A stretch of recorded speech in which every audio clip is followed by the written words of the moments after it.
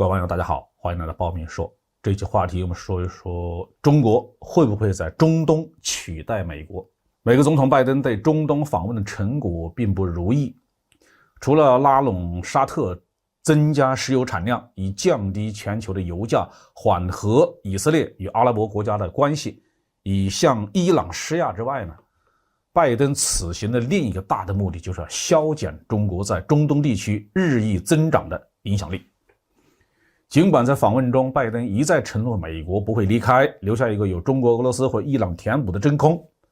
但是拜登得到的回应呢，那也是寥寥无几。美国担心中国在中东的影响力是由来已久，但是他们很清楚，原因是美国自己造成的。在过去的20年中，美国对伊拉克战争的结果感到失望，伊朗核协议的谈判呢已经崩溃，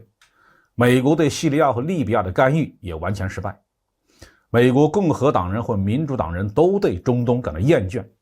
从几年前开始，美国主动减少在中东的驻军，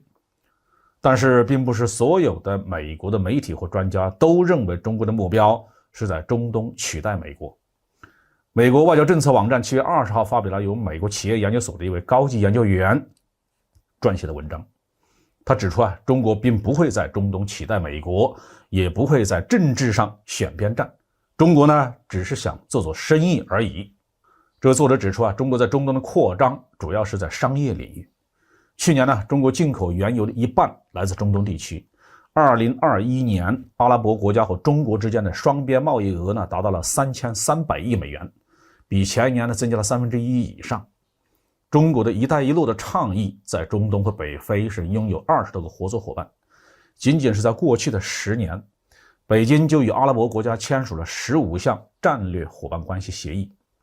作者认为呢，中国一直回避在阿拉伯国家伊朗和以色列之间的安全或者是政治争端中发挥更大的作用。美国在中东遇到的麻烦对中国来说一直是一个警示的故事。中国在2016年发布的战略性文件《阿拉伯政策》中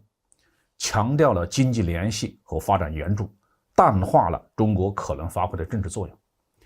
中国对深入参与中东政治持谨慎的态度，但同时呢，也希望能够在能源安全日益严峻的形势下，加深与主要产油国之间的关系。当然了，商贸完全与政治隔绝那也是不可能的。所以最近2年呢，中国也在逐步的扩大在中东的政治的参与度。在安全方面，中国也开始加大参与的程度。截止到2020年，中国向联合国在中东地区及其周边地区的维和行动派遣了1800多人。中国海军还参加了在阿拉伯海和亚丁湾的海上安全任务，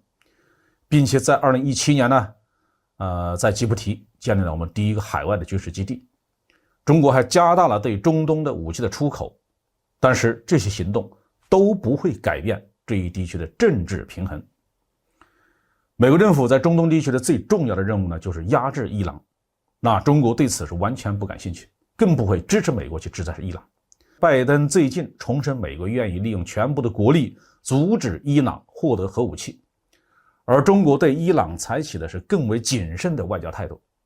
作者最后的结论是，在可预见的未来，中国对中东的政策不太可能改变。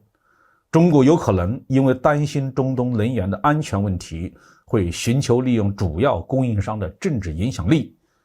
寻找机会更好的投射军事力量，但并不会走得太远。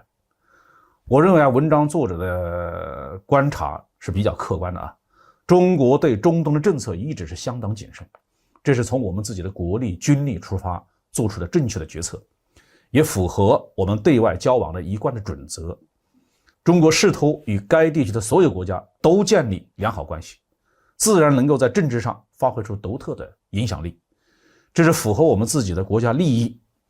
美国如果对这事儿有什么不爽那是他自己的事情。好，这句话题就说到这里。